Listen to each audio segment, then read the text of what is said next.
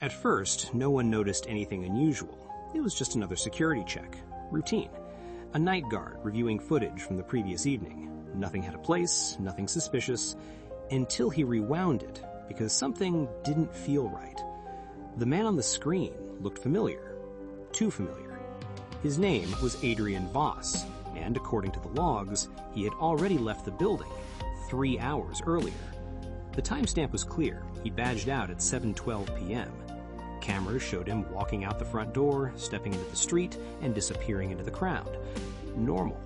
Except at 10:26 p.m., he appeared again. Same building, same hallway, same clothes. Walking calmly like he had never left. The guard froze the frame, zoomed in. There was no mistake. It was him. Same face, same posture, same everything. At first, they assumed one thing. The timestamps were wrong. System glitch. That happens. But when they checked the rest of the footage, everything else matched perfectly. Every other person, every other movement. Only Adrian didn't. So they checked the exit camera again. 7:12 p.m., there he was. Clear, uninterrupted, leaving, then gone. No re-entry recorded, no badge swipe, no back door, nothing.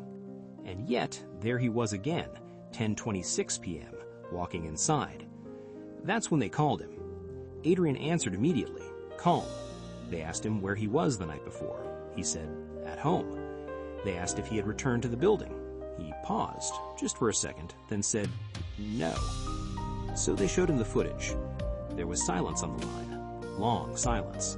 Then he said something strange. That's not possible. The investigator asked why. Adrian responded, because I remember leaving and not coming back. That wasn't the answer they expected. Most people would deny it, or panic. But Adrian sounded confused, genuinely. So they brought him in, sat him down, played the footage again. He watched himself walk through the hallway. No reaction at first. Then he leaned closer and said, pause it. They did. He pointed at the screen, at the hand. They zoomed in, his right hand. There was something on it. A mark. Small, dark, like a bruise. The investigator looked back at Adrian. Do you have that mark? Adrian looked down at his hand. Nothing. Clean. No bruise, no mark. That's when the room changed, because now it wasn't just the timing, it was detail. Specific detail that didn't match reality. They kept watching, frame by frame. At 10:32 p.m., the second Adrian stops, right in front of a door, office 214. He doesn't enter, he just stands there, still, for 14 seconds, then walks away. That office belonged to someone else, a woman named Yelena Ruiz. She wasn't there that night, at least that's what the record said. But when they checked again, something didn't add up. Her badge had been used at 10:31 p.m., 1 minute before Adrian stops at her door. She was inside. They called her. No answer. So they went to her apartment. Empty. No signs of struggle, no forced entry. Nothing. Just one thing left behind. Her phone, on the table, screen cracked, still on, with a message open, sent at 10:33 p.m., 2 minutes after the footage. The message said, you saw me. No contact name, no number, just that. When they pulled the building logs again, they noticed something else. At 10:34 p.m., one more badge swipe. Adrian's. But here's the problem. His badge had never been used. He still had it in his pocket. They checked it, no recent activity. So how was it used? And by who? They went back to the footage, watched the moment again. 10:26 p.m., Adrian walks in, but this time they notice something new. Right before he enters the hallway, he stops and looks directly at the camera.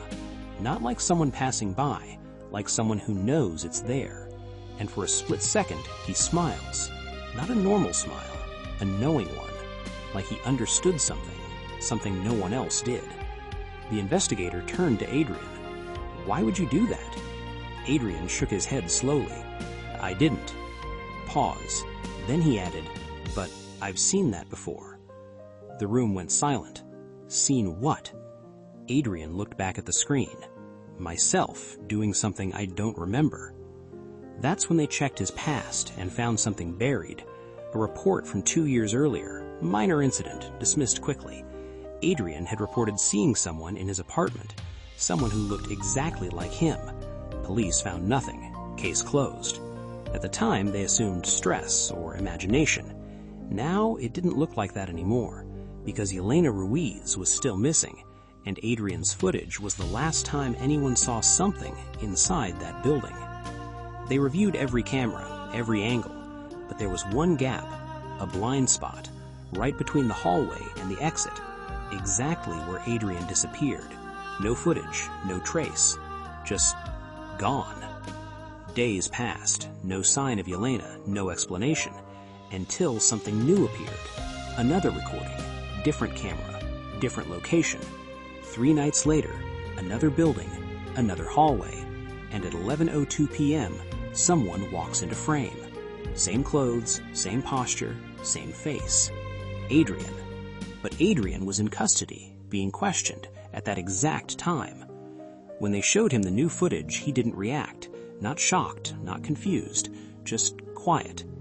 Then he said something that no one in that room has ever forgotten.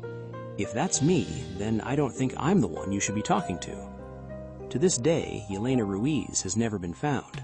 The footage still exists, and every time someone reviews it, they notice something new, something small, something easy to miss.